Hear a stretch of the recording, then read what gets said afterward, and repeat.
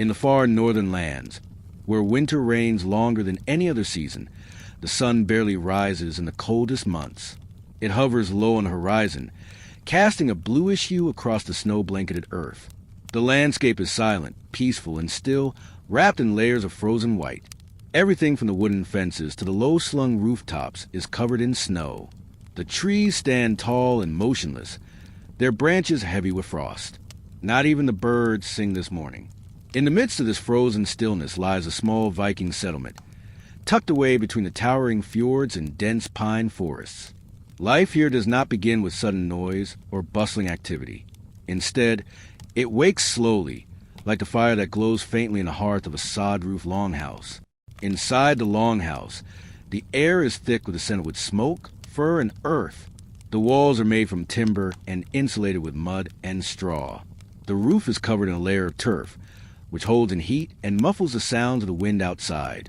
The floor is hard-packed dirt, dry and swept clean the night before. In the corner, the fire smolders quietly, its embers glowing orange beneath blackened logs. One of the older children, already awake, stirs from beneath a thick blanket made of wool and sheepskin. Dressed in a tunic and fur-lined leggings, they shuffle to the hearth and carefully feed it a few small sticks of birch.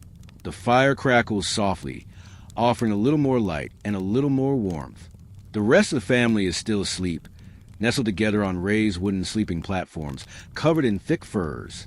The cold has a way of making people draw close, even in their dreams. The mother sleeps on her side with a hand draped over her youngest, a toddler bundled in layers of wool. The father lies nearby, one arm resting across a round shield that doubles as a backrest during the day. A dog, half-wolf by the look of it, is curled near their feet, nose tucked under its tail. Slowly, other members of the household begin to stir. There is no rush. The day will be short, and most of it will be spent inside. In winter, everything slows down. Time moves like honey on a cold morning, thick, unhurried, and inevitable. There is no schedule, no clock ticking on the wall. The rhythm of life is set by nature, and nature demands rest. A kettle hangs above the fire, filled with melted snow and dried herbs gathered during the short summer months. It simmers quietly, releasing the faint aroma of wild mint and yarrow. The warmth from the fire begins to spread gently through the longhouse, waking limbs and loosening stiff joints. The family members rise one by one, not with chatter or sudden movements, but with a slow, practiced rhythm of people used to the cold. They stretch, rub their eyes, and reach for the nearest layer of clothing. Tunics of thick wool, woolen socks, and fur-lined cloaks are pulled on without much thought. There is little conversation, just a few murmurs and yawns. The youngest children are helped into their winter clothes, their fingers still clumsy and their cheeks already pink from the cold that seeps in through the gaps in the wooden walls. Outside, the snow crunches underfoot as the father steps into the dim morning. The air is still, and his breath rises like smoke in the frozen quiet. He checks the woodpile first, ensuring there is enough to last a day. Wood is life during a Scandinavian winter. Without it, warmth fades quickly and frost creeps in. He takes a few logs back inside, brushing the snow from his shoulders as he returns. Meanwhile, the mother begins preparing the morning meal. There is no fresh bread, no milk or fruit, only what has been preserved. She slices thin pieces of dried fish, salted during the late summer when the rivers were full. She adds a bit of barley porridge left from the night before and stirs the herbs into the hot water to make a soothing drink. It is not a feast, but it is warm and filling. The children eat quietly, sitting close to the fire with wooden bowls in their laps. Occasionally, someone says something soft, but for the most part, there is only the sound of chewing and the pop of firewood. Life in the winter longhouse is not about excitement. It is about survival, about comfort, and about conserving energy. Outside, the snow falls lightly, the flakes drifting down as if they have all the time in the world. The trees sway only slightly. A raven calls in the distance, its voice carrying through the crisp air. After breakfast, the father puts on his heavy cloak and fur mittens and prepares to visit the animals. A small barn near the edge of the settlement houses a few goats and sheep, their breaths steaming in the cold. He brings them feed, dry hay collected during the last warm days, and checks their water, breaking the layer of ice with a stick. The animals nuzzle his hands, grateful in their own quiet way. He moves slowly, speaking softly to them, as if they are members of the family. Back in the longhouse, the children settle into simple tasks. The older ones mend torn mittens or scrape old wax from candle stubs to be reused. The younger ones play with carved wooden animals, their game subdued and hushed. The mother sits by the fire, spinning wool into thread. Her fingers move rhythmically, the spindle turning with each twist. She hums under her breath, an old song, perhaps, or simply a tune that helps pass the time. As the morning drifts into midday, the light outside barely changes. The sky remains pale and distant, as if the sun can barely manage to show its face. Time slips past almost without notice, and there is no need to mark the hours. The rhythm of the day is measured only by the tasks at hand and the warmth of the fire. The longhouse settles into a kind of quiet that is not empty but full of warmth, movement, and the soft rhythm of living. The fire burns steadily now, its glow dancing across the wooden beams above. Shadows flicker on the walls, but they are gentle shadows, the kind that soothe rather than startle. Outside, the snow continues to fall in soft silence. The ground is already thick with it, covering the land in a blanket that hushes every step. The trees stand watchful and still, wrapped in ice, their branches bending ever so slightly under the weight. Inside, the air is warmer than one might expect in such a cold place. Not hot, not stifling, just warm enough to remove the sting from fingers and toes, just warm enough to allow slow movements and steady work. The children have finished their morning tasks and are now curled on animal skin rugs, listening to the crackle of the fire and the soft hum of their mother's spinning wheel.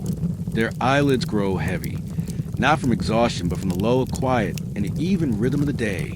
There is no need to speak unless it serves a purpose. Words are saved here, used carefully and sparingly, like salt or honey. The father returns from the barn and shakes the snow from his boots. He removes his cloak and mittens, hanging them near the fire to dry. His face is pink from the cold, his breath still visible in the air. He sits on a wooden stool carved long ago, its surface worn smooth by years of use, and takes up a piece of antler to carve. His hands move slowly, patiently, shaping the hard surface into a comb or button, maybe even a small figure to give as a gift later in the season. These are the hours that pass unnoticed. There is no urgency, no clock, no race toward anything. Only the steady movement of time, marked by the sound of wood being spun, wood being carved, and firewood popping in the hearth. The walls of the longhouse do not feel confining. They feel protective, like the embrace of something older than memory. The roof above has held through many winters. The beams have darkened with smoke and time, and the scent of the past lingers in the air, mingling with that of pine resin and dried herbs. A pot hangs over fire again, this time filled with a slow stew made from dried root vegetables and bits of salted meat. The mother stirs it occasionally, not because it needs it, but because it gives her hand something to do. The smell is rich and earthy, and it fills the longhouse with warmth beyond just heat. One of the older children rises and carefully gathers more firewood from the pile just inside the door. The logs are heavy but dry, cut during late autumn and stacked for days just like this. The door creaks open for just a moment, letting in a sharp breath of cold air and a flurry of snowflakes before it is shut again. Even that small gust makes the fire flicker and causes everyone to draw their cloaks closer. Outside, the snow has buried the settlement's narrow paths, softening every edge. Footprints left earlier have already vanished. The world is quiet in a way only winter can be. No birds sing, no streams run free, no leaves rustle. It is the quiet of sleep, of waiting, of conserving energy for the seasons ahead. As afternoon fades into early dusk, though the light barely changes, the mood shifts ever so slightly.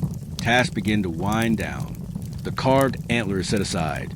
The spinning wheel slows, and the stew gives off a few final bubbles before being declared ready.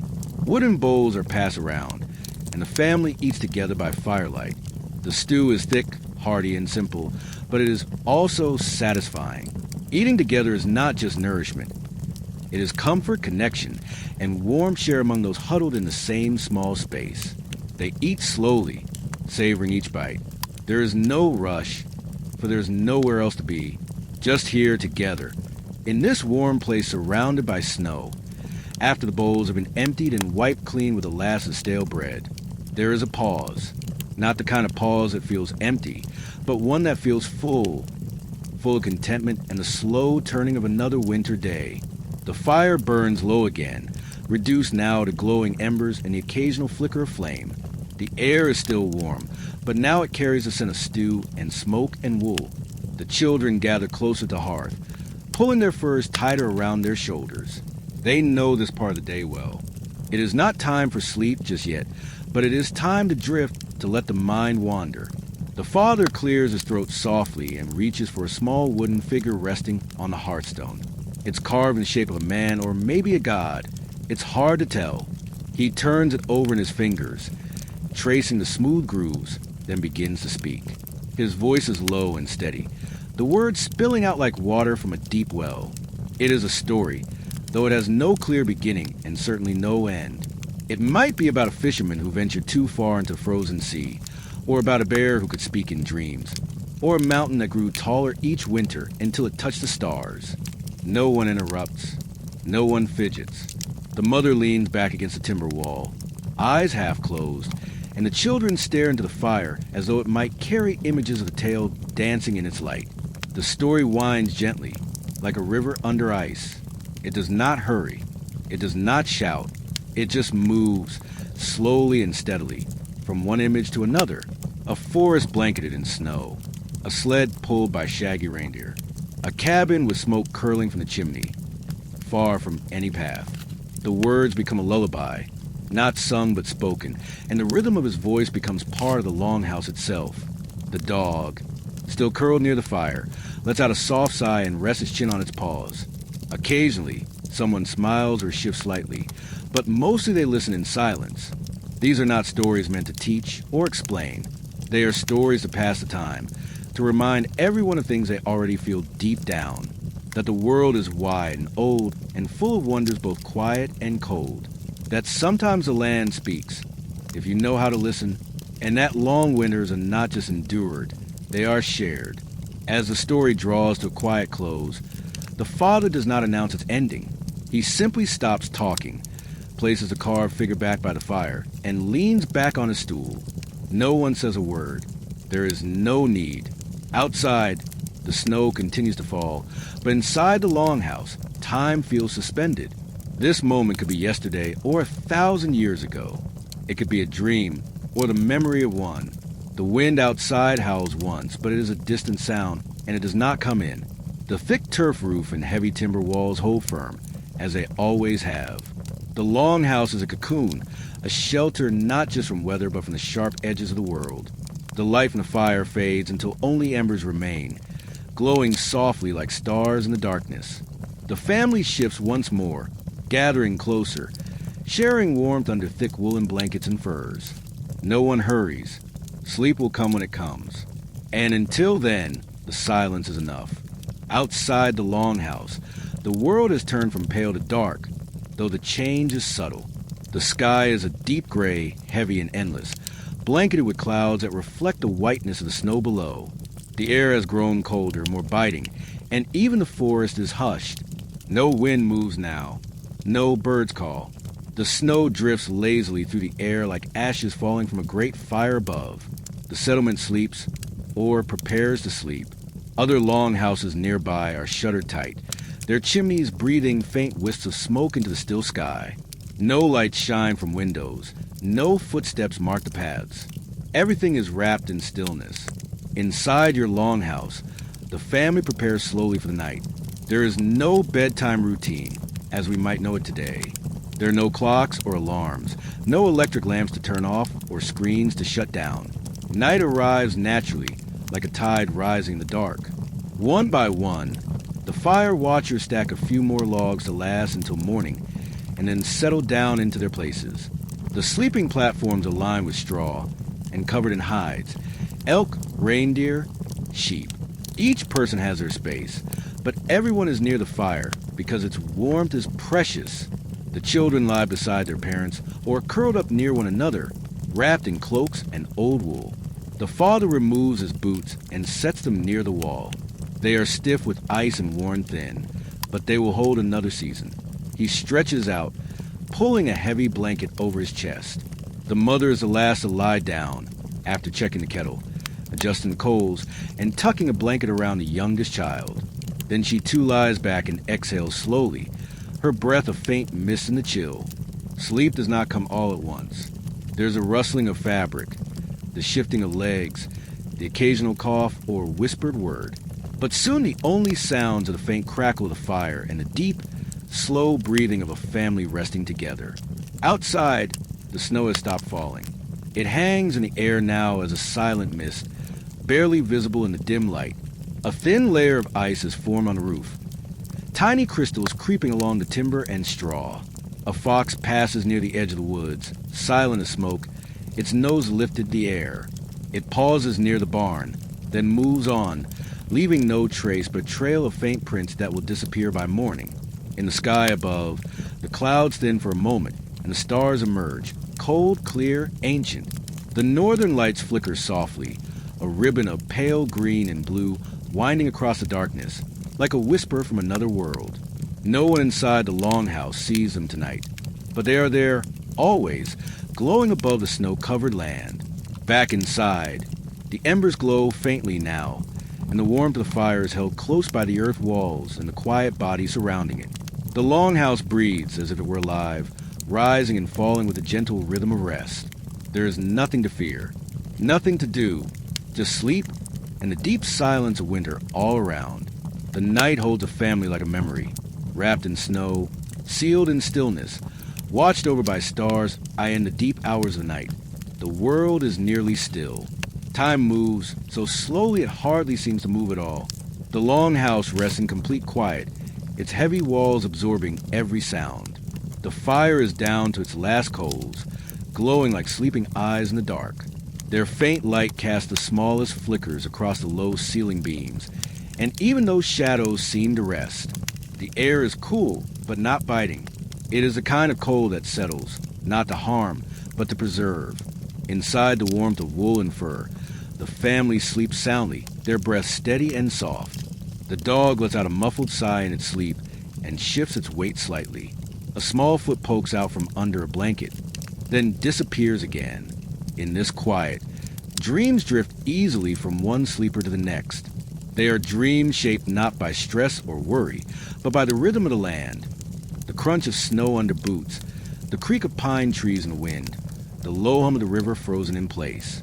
A child dreams of summer meadow they barely remember, full of buzzing bees and sun-warmed stones. Another dreams of reindeer antlers, vast and tall, tangled like tree branches. The father, without knowing it, dreams of rowing, his hands gripping a wooden oar, dipping into calm, black water that stretches into mist. The mother dreams not in images, but in sensations. The sound of spinning wool, the warmth of bread pulled from a hearth, the feeling of tiny hands curled against hers.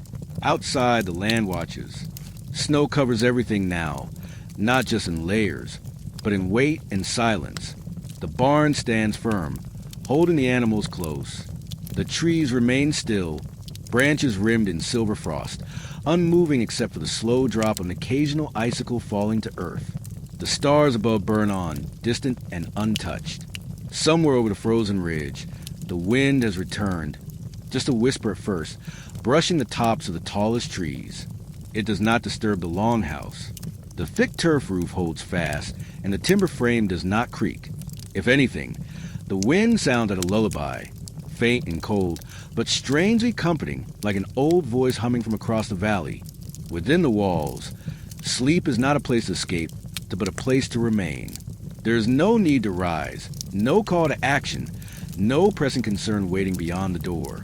The night exists only for this, rest and the closeness of breath shared in a dark, warm space. Time stretches and bends. Minutes become hours, and hours become nothing at all. It might be midnight or nearly dawn, but it does not matter.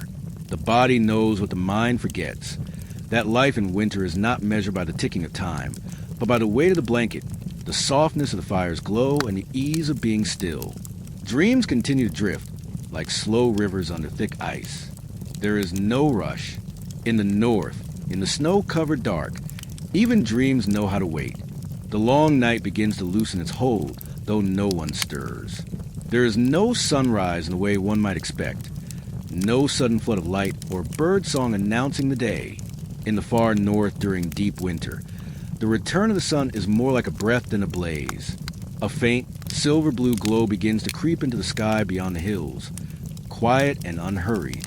It brushes the tops of the trees and settles gently across the snow, giving it a soft shimmer, like frost lit from within.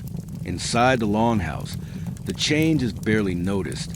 The family remains bundled and still, caught in the last stretch of night's deep embrace. The embers in the hearth give off only a dim warmth now, but it is enough. No one shivers. No one wakes yet. The quiet is complete. It is during these early twilight hours, just before true waking, that the world feels most suspended. The wind outside moves lightly, not sharp or biting, but tired and soft, like a traveler who has walked far and now rests. Its breath drifts over the eaves, around the door, across the snow-covered barn and down the narrow paths that connect one sleeping house to the next.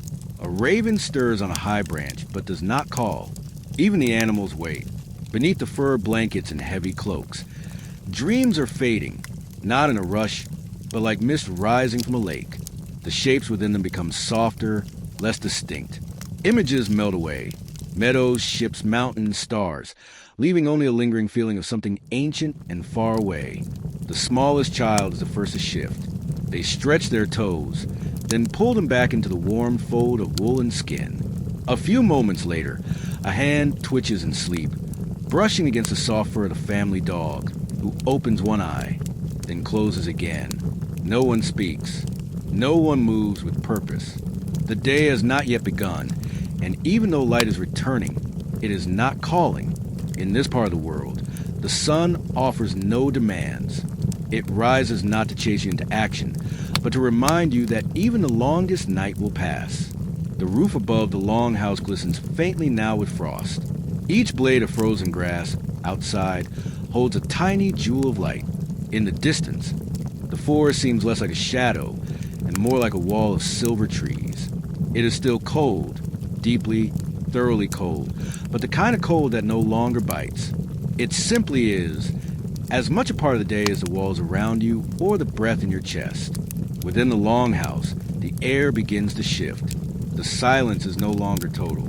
There's a soft groan from the timber, a murmur in sleep, the faint whisper of fabric moving as someone adjusts their blanket. These are not signs of waking. Not yet. They are just the body's quiet acknowledgement that the night is drawing to a close. But still there is time. Time to rest. Time to wait. Time to breathe in the warmth and stillness and safety of a place that has held generations through winters far colder than this one. The light outside grows ever so slightly stronger, but inside, the world remains wrapped in dimness, in peace, and in sleep. There is no alarm, no sudden noise, no burst of motion to mark the beginning of the new day. Instead, waking in the longhouse comes as slowly and gently as a thaw. A body shifts beneath the fur, then settles again. Someone lets out a long, slow exhale through their nose. A child curls into a tighter ball, as if to pull the last of their dreams closer before they drift away for good. The fire, though little more than a dull glow, still breathes its faint warmth into the thick wooden walls. A few dry embers crack quietly, letting out tiny sighs of heat. It is enough. No one is cold. Not really. Warmth lives in layers. Layers of fur and wool, of bodies close together, of air made soft by breath. Outside, the blue light deepens just slightly. It is not the full return of the sun, but a promise of it. The sky remains overcast, as it often does in deep winter, but the kind of gray whereas now is softer, almost silver. The snow reflects it, glowing faintly. Every tree branch is crusted with white, and the barn roof wears a crown of sparkling ice. Still, no one hurries. There is no need. Morning will wait. It always does in places like this. The family remains quiet in their beds. The father opens his eyes but does not move. He simply listens to the creak of the roof beams as the frost shifts ever so slightly, to the faint whistle of wind passing low across the ground, to the slow, measured breath of those beside him. The mother turns on her side, blinking once, adjusting the blanket around the smallest child who hasn't yet moved. She presses a hand gently to the child's back, feeling the slow rise and fall of their breath. All is well. Nothing is urgent. The outside world may be hard and frozen, but in here, in the stillness of shared warmth, there is no need for rush or effort. In winter, the most important tasks are often the quietest ones: preserving, waiting, being still. It is a time for patience, for listening to the land, for resting with it instead of fighting against it. Eventually, the father sits up. He moves carefully so as not to wake anyone else. He pulls his cloak around his shoulders and steps to the hearth. Kneeling beside it, he reaches for a small basket filled with dry bark and twigs. His movements are practiced, gentle. He doesn't speak. There is no need to. He places a few twigs onto the embers, then leans close and blows softly. A faint red glow flares, then settles. A moment later, a tiny flame catches hold. It flickers, wavers, then steadies. The fire begins again, not as an explosion, but as a quiet renewal.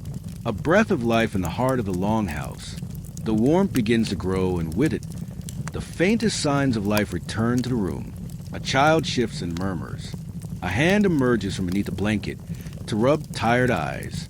The dog lifts its head and looks around, eyes half-lidded, tail giving a single thump on the floor. The mother rises, wraps a shawl around her shoulders, and joins her husband by the hearth. They don't speak. Their movements are quiet and well-rehearsed. She stirs the ashes in the cookpot, then adds a handful of oats and a splash of water. Breakfast will take time, but there is time. There's always time in winter. The light outside brightens just a little more, and the longhouse breathes along with the earth itself. Slowly, calmly, without hurry or need. The morning settles in without fanfare. There is no golden beam of sunlight streaming through the window, no chirping birds or ringing bells. Just the soft crackling of firewood, the scent of rising steam from the cooking pot, and the low hum of a home waking carefully. The longhouse breathes warmth once again. The father crouches near the hearth, feeding the new flames with thin branches and bits of pine cone. The smoke curls upward to the vent in the roof, carrying with it the scent of winter pine and last night's coals. He rubs his hands together slowly, then presses them toward the flame, eyes half closed as the heat seeps into his fingers. The mother moves around the space with care, stepping over sleeping children and under low beams, adjusting blankets and tidying corners. She checks the drying herbs hanging above the hearth, their curled leaves now crisp from weeks of steady firelight. Their scent, faint traces of nettle, chamomile, and yarrow, mingles with the warmth and fills the room with a kind of forested peace. A kettle simmers, its lid rattling just a little. The first meal will be simple. Cooked oats thickened with goat milk, a pinch of dried berries stirred in from the store jar wrapped tightly with linen. One by one, the children stir, not with energy or noise, but with a quiet understanding that the day has begun. They rub sleep in their eyes and rise from under their furs. The older ones move with ease, used to the cold that bites first thing. The younger ones cling to their blankets a moment longer, before sitting up and stretching in slow motion. No one rushes to speak. There is no rush for anything. The rhythm of the household is built on quiet necessity. Each person knows what needs to be done, and when the father pulls on his thick wool tunic and fur-lined boots, and the eldest son follows suit, they'll go out soon together to tend the animals again, to check the snow levels, to make sure the woodpile hasn't crusted over with ice. Outside, the land is exactly as it was, covered in snow, silent, eternal. Their footprint from yesterday are nearly gone, erased by the night snowfall. Only the pointed tip of a fence post or the curved roof of a buried cart gives any clue that people live here. The snow comes up to their knees in places, but it is soft and familiar, not dangerous. The barn is silent but warm. The goats huff gentle greetings when the door opens. Their breath curls in the cold air, their eyes watching as feed is delivered and bedding fluffed. It's a short visit, but a meaningful one. Inside, breakfast is served not with ceremony but with warmth. The bowls are simple, carved from birch, passed hand to hand, filled with hot porridge that steams in the cool air. Each child cups their bowl with 2 hands, grateful for the warmth it gives off. They eat slowly, savoring each bite. It is not a feast, but it is nourishment, and in winter, nourishment is a kind of comfort all its own. No one leaves the longhouse for long. There is always something to do indoors. Clothing to repair, fishing hooks to sharpen, wood to card, cord to twist.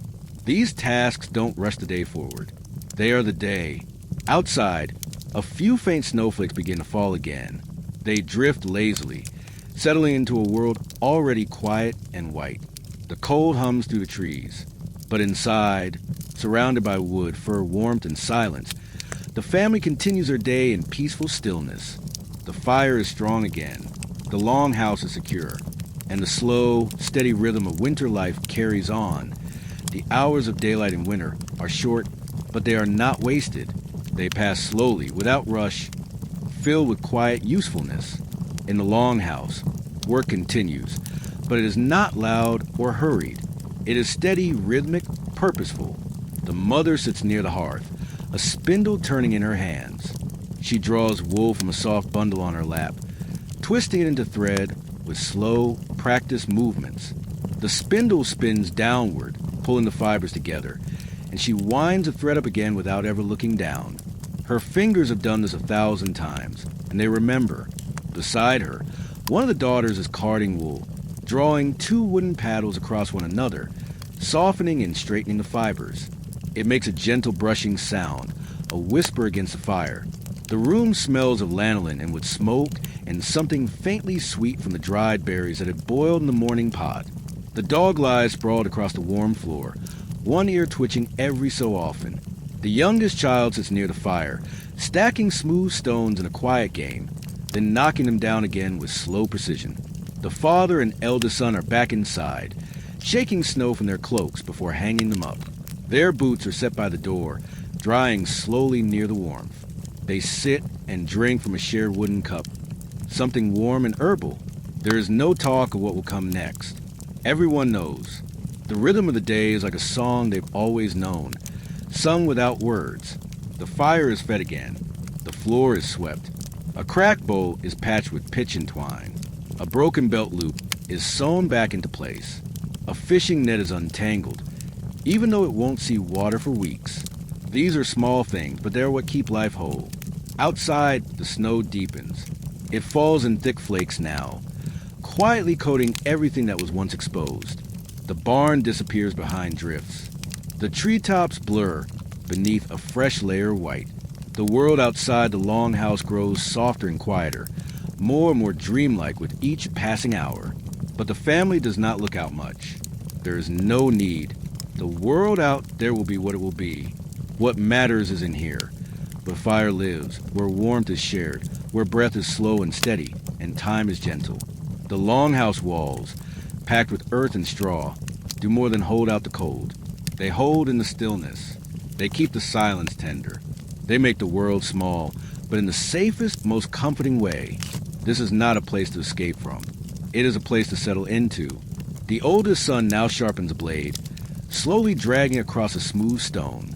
Each movement is quiet, careful, deliberate. Sparks do not fly. There is no danger here. Only the long, peaceful sound of stone against metal.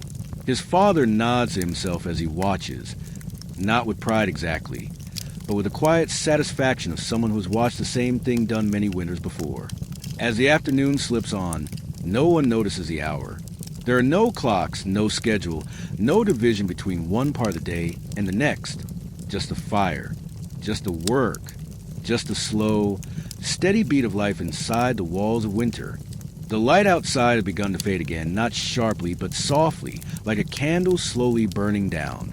The sky returns to its pale slate color, clouds shifting like slow waves overhead. No one marks the exact moment when day becomes dusk. It happens so gradually in winter that only the firelight seems to know. Inside the longhouse, the family prepares for evening without needing to say so. The youngest children finish their quiet games, carefully placing wooden animals and carved stones back in a cloth pouch. One of the older daughters folds a thread she spun earlier, looping it neatly before storing it in a woven basket. The father stands slowly, stretches his arms with a soft grunt, and adds more wood to the fire. The flames respond, growing a little brighter, a little bolder. Their glow reflects off the clay pots, the wooden walls, the pail for rugs spread across the floor. The warmth deepens. The mother begins preparing the second and final meal of the day. She stirs a pot with long, deliberate movements. Dried peas, bits of root vegetables, a sliver of salted meat, all stir together into something thick and sustaining. The scent is earthy and quiet, something familiar and safe. A simple stew, but one that has warmed generations. The children help without needing instruction. One places bowls in a line on the floor near the fire. Another brings a small cloth to wipe them clean.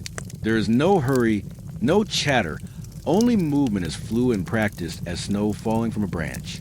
Outside, the wind has risen again, but gently this time. It hums around the corners of the house, curls beneath the eaves, then slips away. It does not feel like a threat. It feels like a song only the land remembers. A low, whistling tune that drifts across frozen lakes and past the tips of silent trees. The stew is ready, and the family gathers without being called. They sit close, each taking their place, their bowls cupped in both hands. No words are needed to begin. They eat slowly, steadily, savoring the warmth more than the taste. Steam curls into the air, mixing with the breath of each person and the smoke from a hearth. This is not a feast, but it is enough. Enough to warm bellies, to still hunger, to mark the end of another day safely passed. Afterward, the bowls are wiped with crusts of old bread and stacked by the hearth. The mother pours the last of the hot water into a small cup and stirs it with slivered dried root, something to soothe the throat, or ease the breath, or simply help the body rest. The father speaks for the first time in a while. Just a few words, low, slow, gentle. A story begins. Maybe it is one they've heard before. Maybe it is one he makes up as he goes. It hardly matters. The story is not there to teach or even entertain. It is there to slow the breath, to calm the thoughts, to guide the mind toward the edge of dreaming. The fire dances, casting shadows that rise and fall like waves on a distant sea. One by one, the children lean against one another, or against their mother, or let their heads rest on folded arms. The dog lifts its head briefly, then sighs and lies back down.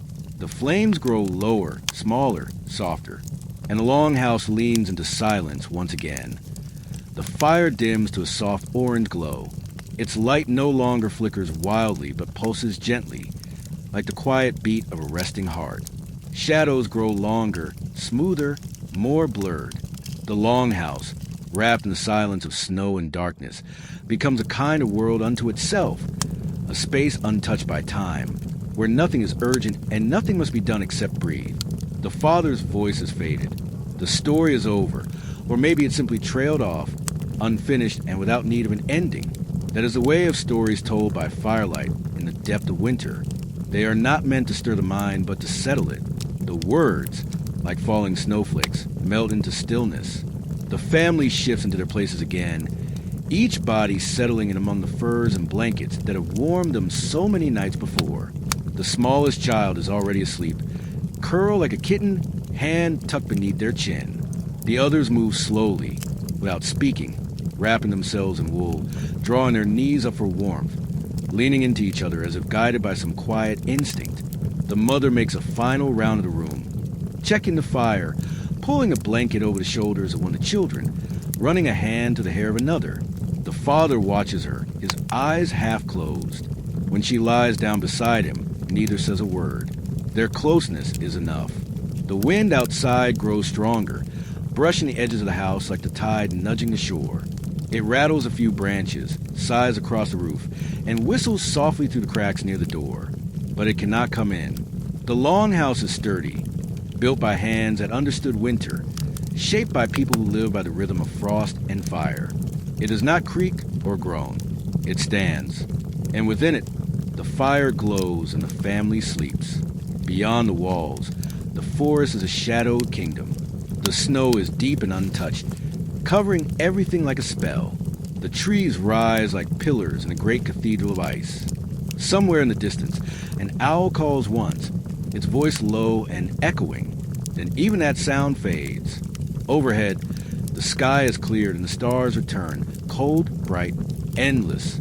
The northern lights appear again, their colors winding slowly through blackness. Soft green, pale blue, a hint of violet. They dance without hurry, without noise.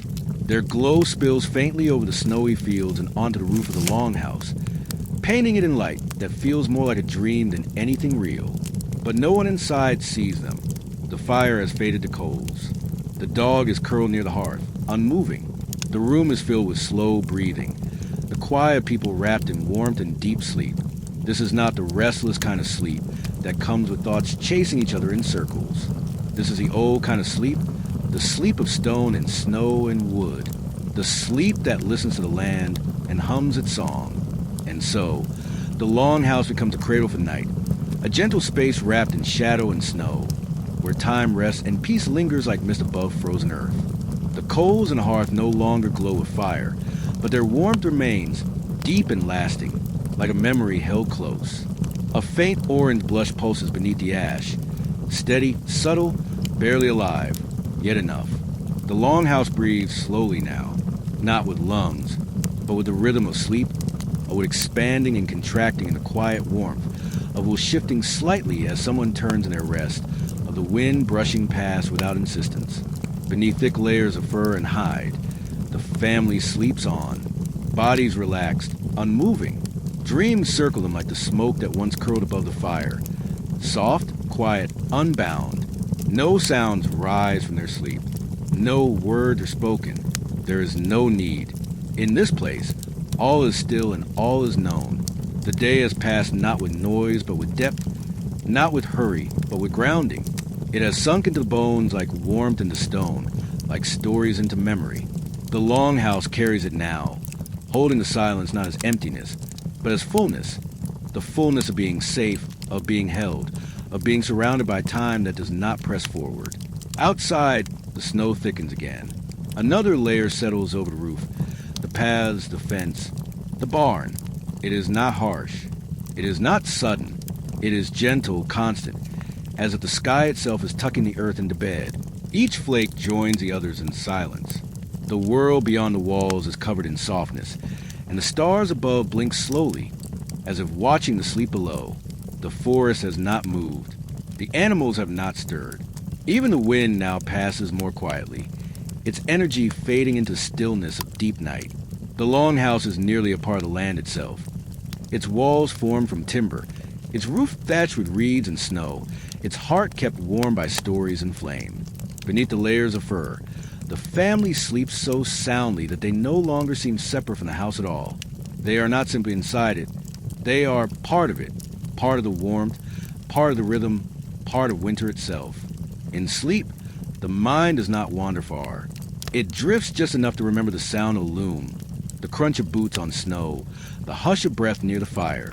It visits a dream of a summer meadow, long ago, or a calm sea beneath a pale sky, or a child's laughter echoing in springtime. Then it returns gently to the warmth and darkness, to the firs, to the flame, to the slow, even breath of those close by.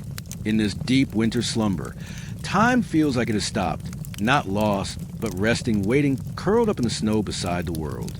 No alarms, no calls, no duties wait on the other side of sleep. Only morning, and only when it is ready. The family lies wrapped in it all. In the dark, the warmth, the snow, the dreams, the silence, and the world turns quietly on. The world has become still, so still that even time seems reluctant to move. The longhouse, thick with shadow and warmth, floats in the silence of snow like a boat adrift on a frozen sea.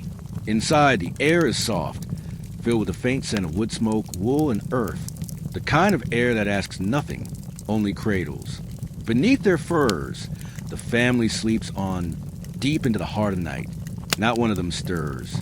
Their breathing is the only sound, slow, steady, like the whisper of distant waves. It fills the space between the walls like a lullaby known only in winter. The dreams that come in this kind of sleep are not loud. They are not sharp or urgent. They are old, worn smooth by time. They drift in like mist over the fjords, soft, cool, delicate. One child dreams of the summer that once was. Bare feet in soft moss, bees drifting between flowers, the sun never fully setting. Another dreams of sleds pulled across frozen lakes, the ice groaning beneath, the sky a pale blue dome above. The father's dreams are heavier, slower. He walks through forests with no end, trees tall as towers, snow falling without sound. The mother's dreams are light. She walks a green path, hand in hand with someone who is no longer here but once was, and always will be. These dreams do not speak. They do not teach. They only carry the sleeper gently through the hours, like a quiet current under thick ice. Outside, the snow still falls. The world is white upon white, soft edge upon soft edge. No footprints mark the land. No fires burn beyond the walls. All is untouched. All is resting. Even the stars have begun to fade, giving way to the slow return of dawn. Not in light, not yet, but in a way the cold shifts ever so slightly, as if it, too, is loosening its hold. The longhouse does not wake. It leans into the last stretch of night, as if it knows how important these final moments are. The warmth has not faded. The coals, buried deep beneath ash, still hum with quiet heat, and the furs still hold the shape of sleep. The dog stirs once, lifts its head, then sighs and sinks back down. Nothing calls it yet. Nothing calls anyone. The winter holds them all in her arms, close, careful, still. She does not rush. She does not demand. She is not cruel, though she is powerful. She only waits, gently pressing the world into pause. And the longhouse, tucked beneath snow and stars, listens. It listens to the sleep of its people, to the hum of the hearth, to the silence of the land. And in doing so, it becomes something more than wood and stone. It becomes part of the story, part of the dream, part of the rhythm that makes it all possible. In this space, in this moment, the world is whole. It needs nothing more.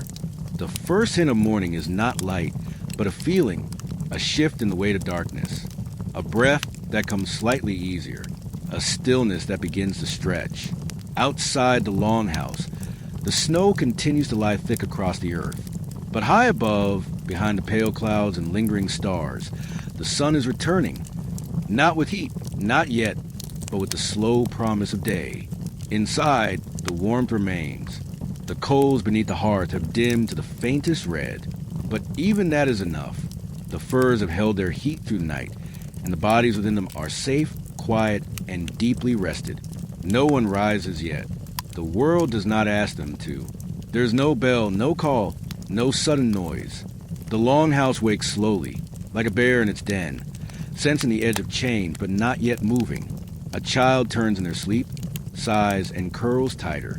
The mother, half aware, adjusts the blanket across her chest, but her eyes remain closed.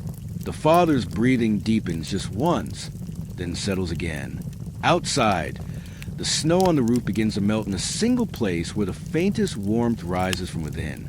A slow drip begins, gentle, rhythmic, patient. The kind of sound that could carry someone deeper into a dream, rather than pull them from it. The dog, ever aware, lifts its head for a moment, ears twitching.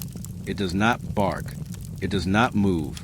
It simply watches the hearth with half-lidded eyes, then lies back down, pressed into its blanket. The longhouse remains quiet. It honors the slowness of the morning, the sacred pause between night and day, between dreaming and waking. The walls hold the stories of the evening, the laughter, the murmured tales, the soft rustle of wool against skin. They carry it like a memory gently pressed into a grain of wood. Outside, far away, a raven calls. Not a warning, not a summons, just a greeting, perhaps a note that another day has begun. But it does not hurry the family inside. This world knows patience. It knows that rising too quickly can startle the spirit, can fray the peace earned through sleep. So the longhouse waits, the family waits, the snow waits, and the light returns not in a blaze, but in a quiet silver wash along the horizon. It touches the tops of trees first, then spills across the fields. It reaches the fence, the barn, the path carved by boots long since buried beneath snow.